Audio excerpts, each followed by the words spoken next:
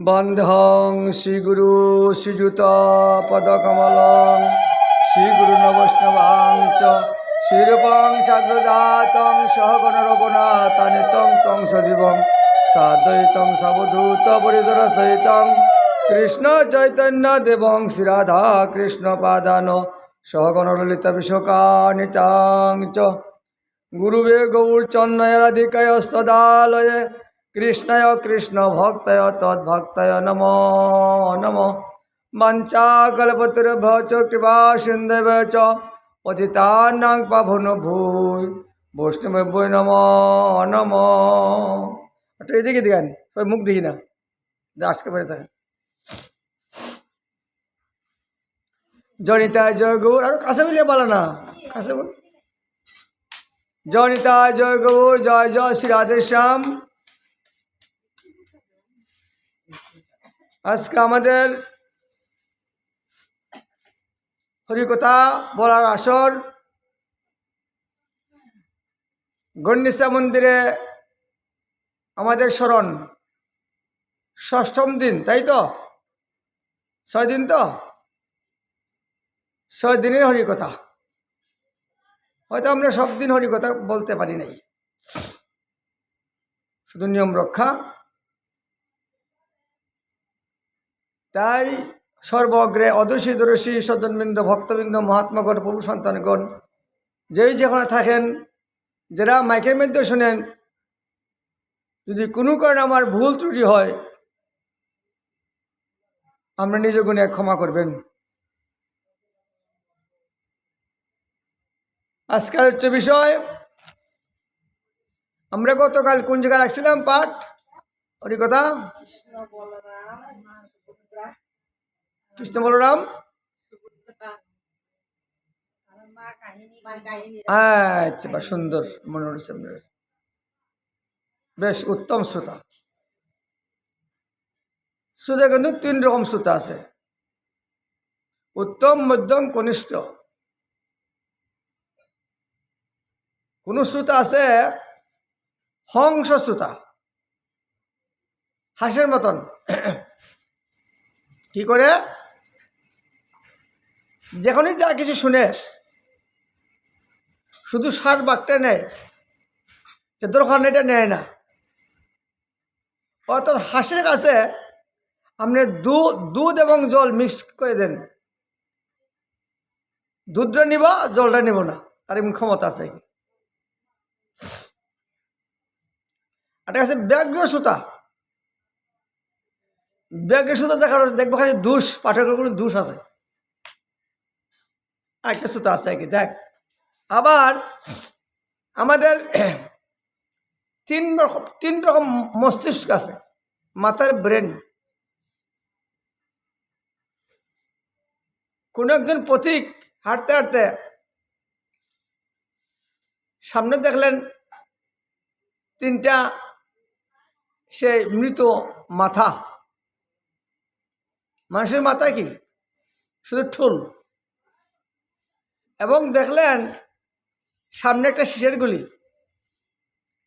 পথিক ভাবলেন কারণ কি, 3টা মৃত মানুষের মাথার ঠোল, একটা শিশের গুলি। মনে চল থেকে পরীক্ষা করে দেখি। যখন 1 নম্বর মাথার মধ্যে দিলেন, এদিকে কারেন্ট ঢুকাইলেন গুলিটা, এদিকে বেরিয়ে গেল। আচ্ছা, এটা কি বৈশিষ্ট্য? যখন 2য় নম্বরের মাথায় ঢুকাইলেন, তখন ডাইন কারেন্ট ঢুকাইছেন মুখেতে বেরিয়ে গেল। আর যখন 3 নম্বর মাথায় ঢুকাইলেন, এটা মুখেতে বেরো না, কারেন্টে বেরো না, এদিকে বেরিয়েছে। আচ্ছা বলুন দেখি, এই 3টা মাথার অর্থ কি? কিছু বুঝতে পারলেন কি? অর্থাৎ যা নাকি ভালো শ্রোতা, এরা যা নাকি শুনে এদিকে আর বাড়ি করতো না, ভিতরে রাখবো। ও তো আপনি বললেন যে সত্যিকার এই জায়গা, অনেকে হয়তো এই জায়গার কথা স্মরণ নাই। গত বর্ষ বললাম, কেউই বলতে পারে না। যা শুনছি তাই দিকে বাইরে গেছে গা। এটা হলো 3 নম্বর মাথা। আর 2 নম্বর মাথা যা দেখি শুনছে কিছু বলতে পারে। আর 3 নম্বর যে মাথা কিছু বলে শুধু খালি শূন্যই যায়, সবখানে গ্রহণই করে, এরকম 3 রকম সুতা আছে। তা আমাদের গতকালকের আলোচনার বিষয় ছিল যে কৃষ্ণ বলরাম দ্বারকায় সেই মা যশোদা এবং রোহিণীর কাছ থেকে গুপি কথা শুনছিলেন, এবং শোনার পর তাদের দেহ এবং বিকৃত হয়ে গেছিল, হাত পাগুলা ভিতরে ঢুকে গেছিল। তখন সময় দেবর্ষি নারদ যখন আসলেন, ভালো করে দেখলেন যে কৃষ্ণ বলরাম সুভদ্রার কোনো চেহারা নাই, বিকৃতি চেহারা। কারণ কি, ভগবান এমন চেহারা কেন? ওই তখন তিনি চিত্র করলেন, চিত্র বুঝছেন তো না, আর্ট করলেন, আর্টের এক নাম চিত্র, কাগজে বুঝে লেখলেন নাকি ড্রয়িং, মানে কেমন বলরাম, কেমন জগন্নাথ, কেমন সুভদ্রা, এমন রূপ কেন, এমন রূপ তো আমি দেখি নাই। তখন যখন বড় করে যখন শব্দ করলেন নারায়ণ নারায়ণ, তখন তার আবেশ ভাঙল। যে আবেশে গুপি কথা শুনছিলেন কৃষ্ণ বলরাম সুভদ্রা, আবেশটা ভাঙিয়ে গেল। যখন ভাঙিয়ে গেল তখন আবার তাদের স্বস্বরূপ আবার সৃষ্টি হইল। তখন বলছেন, প্রভু গো, আমার একটি নিবেদন, আপনার এইরকম রূপ কেন হইল? এই রূপের কোথায় স্থায়ী বসতি? বলছেন, এই রূপ গোলকধামে অনেক রূপ থাকে। যে ব্রহ্মাণ্ড যে রূপে ভগবান আবির্ভূত হয়, এটা কিন্তু গোলকধামে সবসময় আছেন। আমরাও কিন্তু গোলকধামের যাত্রী হই, আমরা এখান থেকে আমরা আসছি। স্বরূপে সর্বা হয় গোলকের স্থিতি। আমাদের নেগেটিভটা গোলকধামে রয়ে গেছে ভগবানের পার্শ্বদ। এখন যদি সঠিকভাবে ভজন করতে না পারেন, অন্তের সময় এই স্বরূপটা জ্ঞান হয়, ভগবত ধামে চলে যাবেন। এই স্বরূপটা চিহ্ন হয়ে ভগবানের সেবা লাগিয়ে যাবে। তাহলে গোলকধামে ভগবানের অনেক স্বরূপ রয়ে গেছেন, আর অনেক স্বরূপই যে কোনো ব্রহ্মাণ্ডের তিনি রূপ প্রকট করেন। বলছেন, প্রভু তাহলে এই রূপ কোন সময় আবির্ভূত হবে, কোন ব্রহ্মাণ্ডে? কেছে হ্যাঁ, ভারতবর্ষের ভিতরে আবির্ভূত হবে কলির যুগের পহিলা, কলির যুগের অন্তাপর যুগ তো, কলির যুগের। তাই এইবার কৃষ্ণ বলরাম, কৃষ্ণ দ্বারকাধীশ ভগবান কেন গুপি কথা শোনার আগ্রহ, জিজ্ঞাসা বা প্রশ্ন, যে গুপি কথার মধ্যে কি মূল মাধুর্য রয়ে গেছেন। গুপি কথা ভাববিষ্ট শুনে কৃষ্ণ বলরাম, এবং আগে বলছিলাম যে কৃষ্ণ সামালেন দুষ্টমি করে। কৃষ্ণ দ্বারকা ঘুমের করে 16,808 জন মহিষী পাট্টানি রাজবছরের সেবা চলে, তবু ঘুমের করে হা গুপি কেঁদে কেঁদে উঠে। এই কথা কি বলছিলাম কি? আচ্ছা, এই কথাটা বলার মাধ্যমেই সেই দ্বারকার মহিষীগণ মা যশোদা এবং রোহিণীকে আনয়ন করলেন। এবার শুনেন আরেক কাহিনী। চিন্তা করলেন যে দ্বারকার মহিষীরা তো সেই বৃন্দাবনের মাহাত্ম্য জানে না, তারা প্রায় সময় আমাকে তিরস্কার করে, কি বৃন্দাবনে হাবা জাবাক বলেনি, হ্যাঁ এরা খাইতে পায় না, সেই গোবর দেওয়া ঘষি বিক্রি করে, ওই ছানা মাখন বিক্রি করে একটু ব্যবস্থা করে খায়, সোনা গয়না কিছুই নাই, আর খালি গুবি গুবি খালি বলে, খালি গুবি গুবি বলে, এরকম ব্যঙ্গ করে খালি কিছু বলেন কৃষ্ণরে। চিন্তা করলেন কৃষ্ণ তাহলে একটা পরীক্ষা হয়ে যাক, জানার দরকার তো। এইবার কৃষ্ণ করলেন কি, হঠাৎ করে বান করলেন যে আমার তো মাথায় ধরা, শিরপিরা। এবার কিছু মালিশ লাগায় না, কি বাম টাম লাগাইছে, অনেক অনেক দামি দামি বাম লাগাইলেন, কিন্তু কৃষ্ণের শিরপিরা প্রশমিত হচ্ছে না। এবার মথুরার বৈদ্য ডাক্তার, মথুরার দ্বারকার বড় বড় ডাক্তার, রাজবাড়ি ডাক্তার আনয়ন করলেন। দেখলেন তেমনি কিছু না, একটা শিরপিরা, যে ওষুধ দিচ্ছি কিন্তু ওষুধে কোনো কাজ করছে না। তখন বলছেন মহিষীগণ, প্রভু আপনি তো ভগবান, আপনি বলেন না আপনি কি ওষুধে আপনার ব্যথা যাবে, জানে কথা, অনেক শক্তিশালী। বলছে আমি যে বলবো ওষুধ ব্যবস্থা করা তো বড় কঠিন, মনে হয় যদি কোনো কেহ ভক্ত যদি আমাকে চরণ ধুলে দেয়, এই চরণ ধুলে পাই আমার শিল্পীরা আরোগ্য হোক। দেও না গো, তোমরা তো ভক্ত হই। ও ছি ছি ছি ছি ছি, একে বলে আপনার স্বামী আমরা চরণ ধুলে দেব, মনে হয় দিলে আমি ভালোই যাবো, কোনো ভক্ত দিলেই চলে। এরা স্বামীকে পার ধুলি কেউ দেয় কি? নরকের ভয়, কেউ স্বামীর পায়ে পাও লাগে প্রণাম করতে হয়, তো স্বামী তো দেবতা, ধুলি দেয় কায়, ধুলি দিয়ে নরকে যাইতে হইব, এই তো কথা। তখন তো কৃষ্ণ একদম অস্থিরতা। এমন সময় ওই দেবশ্রী নাথকে স্মরণ করলেন, নারদ তুমি আসুন আমার দেখে যান, আমার তো খুব ব্যথা। এবারে দেবশ্রী নারদ নারায়ণ নারায়ণ বলতে বলতে দ্বারকা উপস্থিত। প্রভু কী হয়েছে, কী হয়েছে, আপনি কী হয়েছে? আরে নারদ আমার তো অনেক বড় শিল্পীরা, আমি আর থাকতে পারছি না। বৈদ্য, যে বৈদ্য তো কোনো ওষুধে কোনো কাজ করছে না।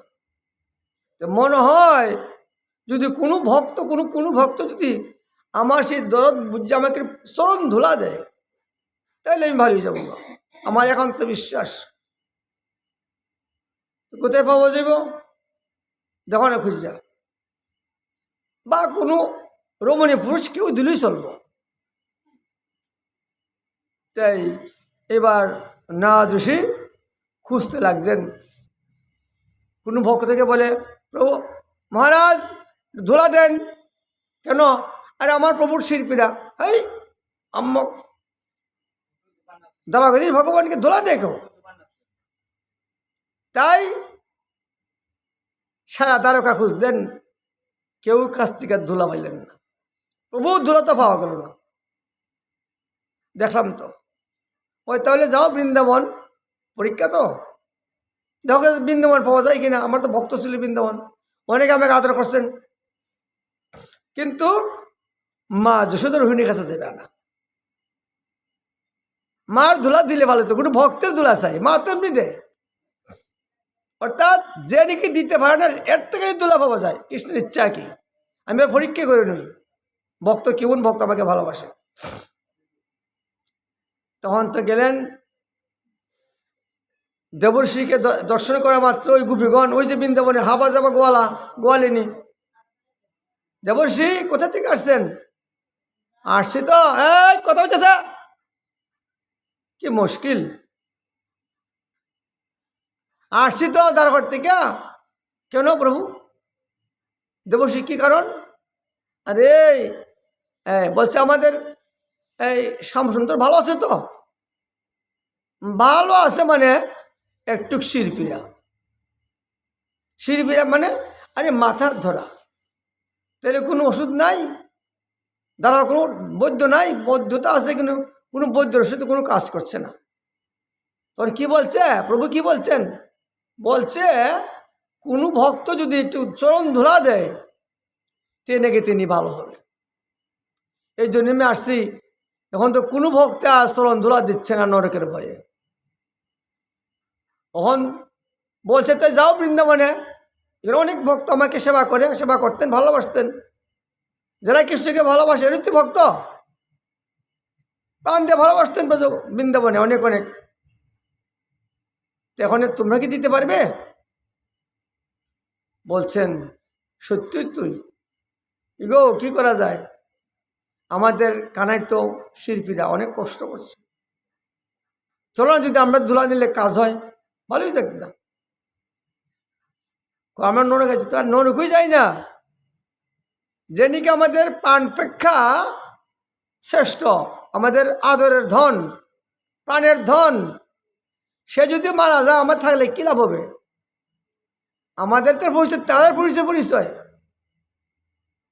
চন্দ্রে কিন্তু কোনো আলু নাই, সূর্য আলুই চন্দ্রের আলু। আমরা যে গোপী, ব্রজগোপী, কার্তিকের ব্রজগোপী, কৃষ্ণকে ভালোবাসি বললে আমাদের কাছে পাঠাচ্ছেন কৃষ্ণ, যে আমরা দেব, অবশ্যই দেব।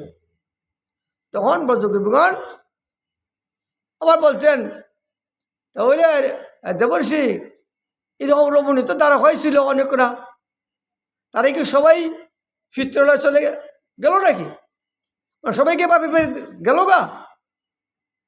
তারা কত তাদের রমণী ছিল, দোলা দিতে পারত। কইছে না, কেউই নরকের ভয়ে দোলা দিচ্ছে না। ও তাই নাকি? আমাদের নরকের ভয় নাই, কে আনছেন দোলা নেওয়ার জন্য? ও কিছু আনি নাই, আমার একমাত্র সম্বল আমার একটা রামাবলী, যে নাম সেই কৃষ্ণ ভজন নিষ্ঠা করি, রামের সহিত আসে না আপন শ্রী হরি। রাম নাম লেখা তো রামাবলীর মেঝে, ভগবানের নামে অভেদ। বলছেন ভগবানকে তুলে দেবো, আর নাম তো এক কতই। তখন চিন্তা করলেন, ধুলা তো ফার্মে যে কত ধুলা থাকে, বলছেন শিল্পীরা অনেক ধুলার কাম। তখন আগলা ধুলা, সে বৃন্দাবনে আগলা ধুলা নিয়া ফার্মে যে ঘষিয়া যাতে বেশি হয়, কোনো কম না হয়, অনেক ধুলা সংগ্রহ করে নারদমুনিকে দিলেন। নেন প্রভু ভালো। নারদমুনি হাসতে লাগলেন, আয় হায়, এরা কেমন গোয়ালেনি, নরকের ভয় নাই। যাই না প্রভুর কি পরীক্ষা পড়লাম। এবার নারায়ণ নারায়ণ বলতে বলতে সে দ্বারকা যায় উপস্থিত দেবর্ষি নারদ। আর ভগবান হায় রে বললাম রে, হায় রে বললাম রে, হায় রে বললাম রে, প্রভু আর দুঃখ নাই, সে আপনি ধুলা নিয়ে আসছেন, দাও দাও দাও। ধুলা পাওয়া মাত্রই একবারে মাথায় শব্দ শরীরে মাথা আরম্ভ করলো। আহা, সত্যই এটা কি ধুলা না মৃত সঞ্জীবনী? মৃতবনী সঞ্জীবনী অর্থ বুঝছেন? কোনো একটি জল সেচন করলে, সেটা দিলে মৃত ব্যক্তি জীবিত হয়ে যায়, এটা নাম হলো মৃত সঞ্জীবনী।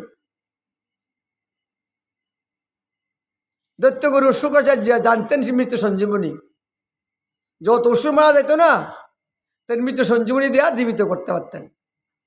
বলছি ধুলা না, এটা মৃত সঞ্জীবনী, আমি তো মরেই গেছিলাম, ওর এই ধুলা মাখা সত্যই আমি আজকা ভালোই গেলাম গা, দেব সেই ভালোই গেলাম গা। এই জন্য বলে গো, ওই যে ব্রজের ধুলা, এই গান থেকে বলে, ওই যে ব্রজের ধুলা, ওই যে ব্রজের ধুলা, ধুলা মা করে আনন্দ হয়ে, ওই যে ব্রজের ধুলা। আর ধুলা না হয়, ধুলি না হয়, গুপি পদরে নু, সেই দুলা মাখিয়া গেল নন্দের ঘরের কারণ। যাক, অনেক অনেক কথা, আমার সময় সংকীর্ণ। এবার তো দুলা ভাইয়া কৃষ্ণ ভালো হইল। তখন বলতে লাগলো, দেবর্ষি তুমিও তো ভক্ত কোনো কম নয়, তুমিও তো আমাকে ভালোবাসো বটে, কিন্তু তোমার প্রাণ যায়, তুমিও তো টুক নরকে ভয়ে দোলা দিতে পারো, তুমি কেমন ভক্ত গো। এইবার সবকে বলতে লাগলেন, যত মহিষী ছিল, প্রাণ দেয়া তোমাদেরকে ভালোবাসি, তোমরা ভালোবাসো। এ কোন ভালোবাসা? এটা কি সামনে তোমার ভালোবাসা? সব কিন্তু স্বার্থের ভালোবাসা। আমি নরকে যাবো, ধোলা দেবো না। আর ব্রজগোপীরার অহৈতুক ভালোবাসা। আমার নরকে যায় আপত্তি নাই, আমাদের কৃষ্ণ বাসক। নিজান্দির সুখ বাঞ্ছা নাহি গোপিকার, কৃষ্ণ প্রীতি বাঞ্ছা সতত বিহার। এবার চিন্তা করতে পারলেন রুক্মিণী সত্যভামা, তো আমাদের কৃষ্ণ আমাদের বসানতাম পারলাম না। এই ব্রজগোপীর ওই টিকলো পরীক্ষার মাধ্যমে আমরা কি করতে পারি? ওখানে বলছেন, দেবর্ষি আমরা একটা কথা বলবো। বলুন। আচ্ছা, আপনি তো একজন ঋষি, আপনি কিছু দান চান, আমরা দান দেব, যে এই দানের ফলে আমাদের এই কৃষ্ণ নিয়ে আমাদের প্রতি বশ হয়। বলছেন দেবশ্রী, আপনি কি দান দিবেন? আপনি যা চাইন তাই দান দেব। কথা শুনেন মন দেয়া, আজ এরা পাঠ করতে এখানেই বিশ্রাম থাকবো। যা চাইন তাই দান দেব। পারবেন না? পারবেন না? পারবেন না? আরে বলে নাকি? তাহলে আমি মনে এক যে সামু আমাদের কৃষ্ণকে দিয়ে দেন। আরে আরে একই কথা। আমরা কৃষ্ণকে বশীভূত করার জন্য বলছি, দান ধর্ম করলে যদি কৃষ্ণ বশীভূত হয় শূন্যের বলে। আর যারিকে আমরা বশীভূত করবো তিনিকে নিয়ে গেলে আমার দান দেওয়ার কি অর্থ? তাই আমি আর দান নিতাম চাই না। দেখেন মুখে বলছেন আপনারা, আমি কিন্তু ব্রাহ্মণ, দান না দেন কিন্তু নরকে যেতে হইব। ওখান তো সেই কথা বলে সংকটে পড়ে গেল। কি করা যায়? কমাত কিন্তু দান আপনারা দিলেন, এখন আমরা দিতেন না, অস্বীকার করতেছেন। যদি কেহ দান স্বীকার দান না দেয় কিন্তু নরকে যেতে হইব। কথা বন্ধ হয়ে গেল, মানে কথা ব্যর্থ হয়ে গেল। তাহলে কি করা যায়? তাহলে কাজ করেন, আমরা তো অনেক অনেক পাট্টানি, অনেক অনেক মুদ্রা আছে, সোনার মুদ্রা আছে, কৃষি ওজনে কিছু ধন দিয়ে দেন।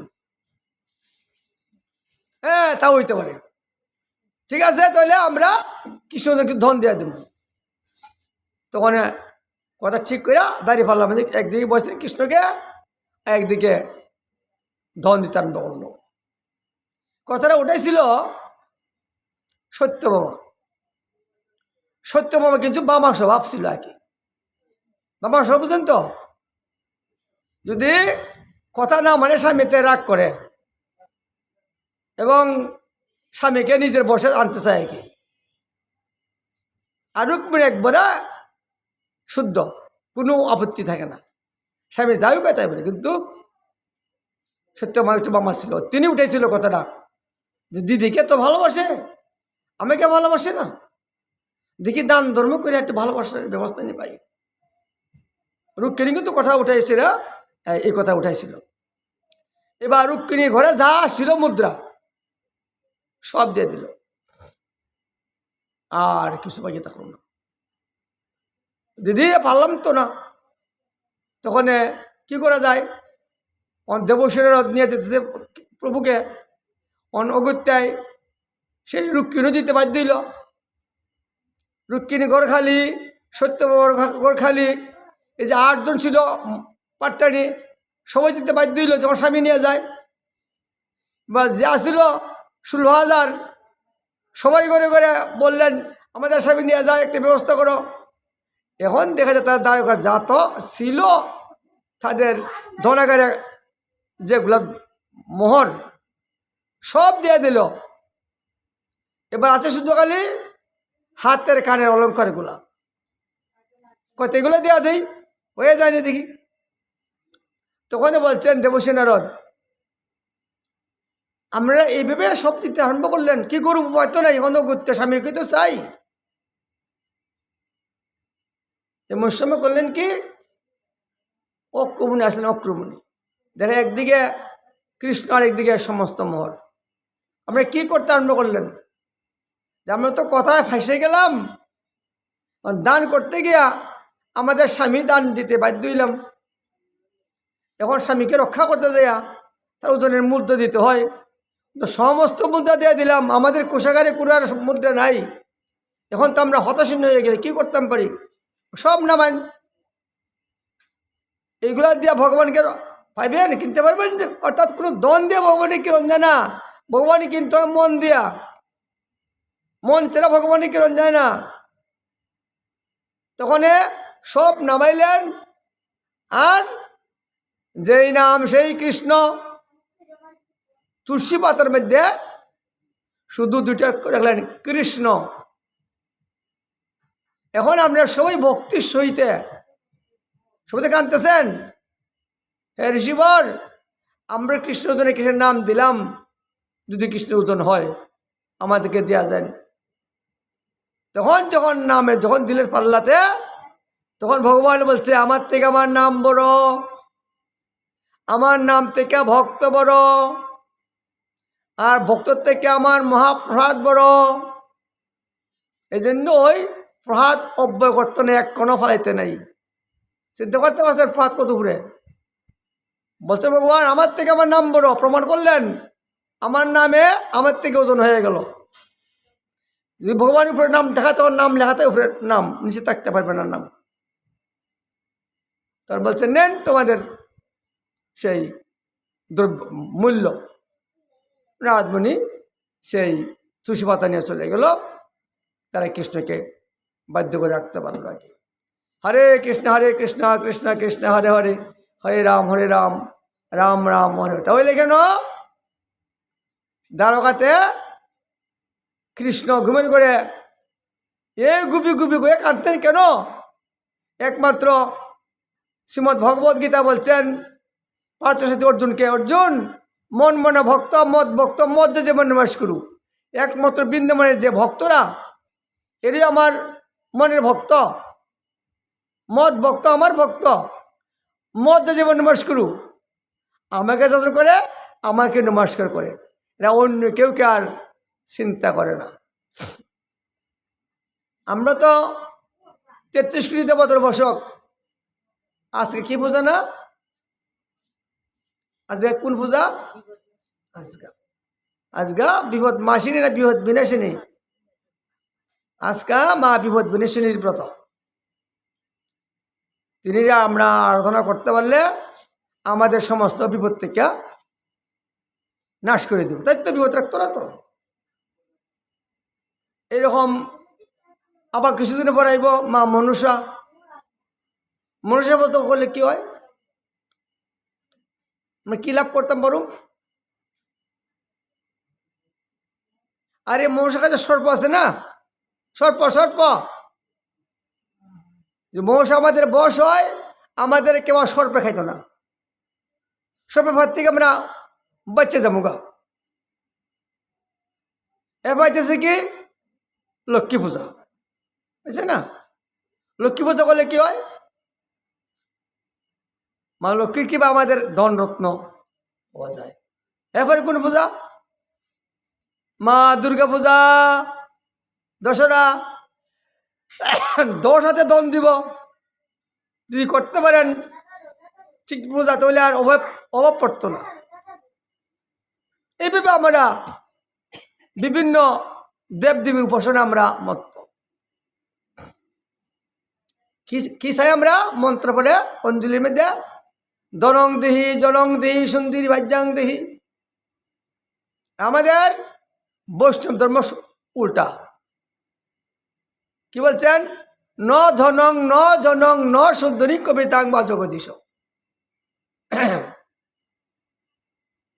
আমরা কোনো আরাধনার মাধ্যমে আমাদের বলছে না আমাদের মহাজনগণ সর্বদেবময় হরি।